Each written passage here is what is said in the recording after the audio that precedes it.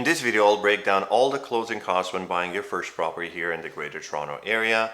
And no, it's just not the down payment you need to close on a property. Stay tuned and I'll give you the exact costs step by step. And we're getting started right now. Hey everyone, Fawad Nissari here with eXp Realty, and welcome to the fifth and final part series on how to buy your first property here in the Greater Toronto Area in 2023. If you're new to this channel and interested in learning about Canadian real estate market, you've come to the right place. I regularly produce educational content focused on Canadian real estate, including market updates, interest rate changes, and everything you need to know about buying and selling properties here in the Greater Toronto Area.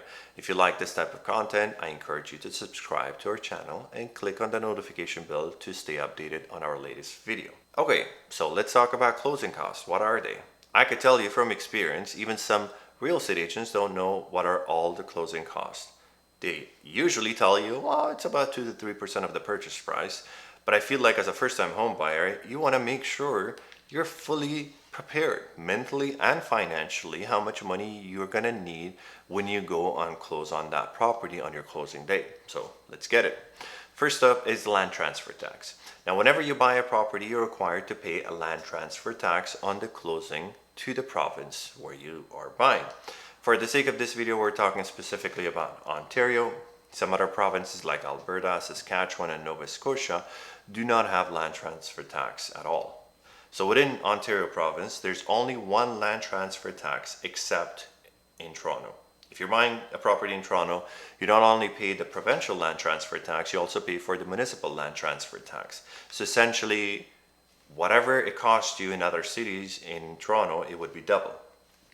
You do get a rebate as a first-time home buyer. The maximum rebate you receive from both Ontario and Toronto, it's $4,000 plus another $4,000 if it's in Toronto. We'll come back to that in a second. Let's use an example to understand this better. Let's say you bought a property for $800,000. If you bought the property in Mississauga or anywhere else except Toronto, the land transfer tax would be $12,475. But because you're a first-time home buyer, you get a $4,000 rebate, so your land transfer tax would be $8,475. But if you bought this in Toronto, instead of $8,000, it will be $16,475. So that's your first closing cost. The second cost will be your inspection cost. Generally, you want to hire a professional inspector to inspect the property to ensure there's nothing wrong with the house. The cost of inspection is $500. Next up, we have lawyer fees plus title insurance, budget $2,000 for this. Now, if you're putting 20% down, there's a one-time fee of $350 for a property appraisal. Now, if you put less than 20% down, then you bought mortgage default insurance. While you don't pay for the premium up front, the sales tax on the premium has to be paid up front. So sales tax on mortgage insurance would be around $2,300. Okay, let's recap real quick. You bought a property for $800,000. Your minimum down payment for that property was $55,200.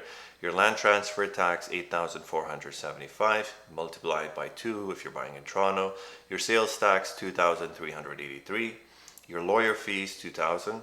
Inspection fee $500. You need a grand total of $68,000 to buy an $800,000 property, assuming you put the minimum down payment. Again, every situation is different, so make sure you have your agent calculate all your closing costs before putting an offer on a property to ensure you don't end up short on money. Now, the process of home buying may seem at times stressful, but having a very good, knowledgeable agent can make this process seamless. If you have any questions for me or you would like to schedule a call with me, please go to the link in the description of this video and I would love to get to know you more. If you got any value out of this video, please smash that like button and subscribe so you don't miss any future videos. Thank you so much for watching this first time home buyer series, and I'll see you on the next one.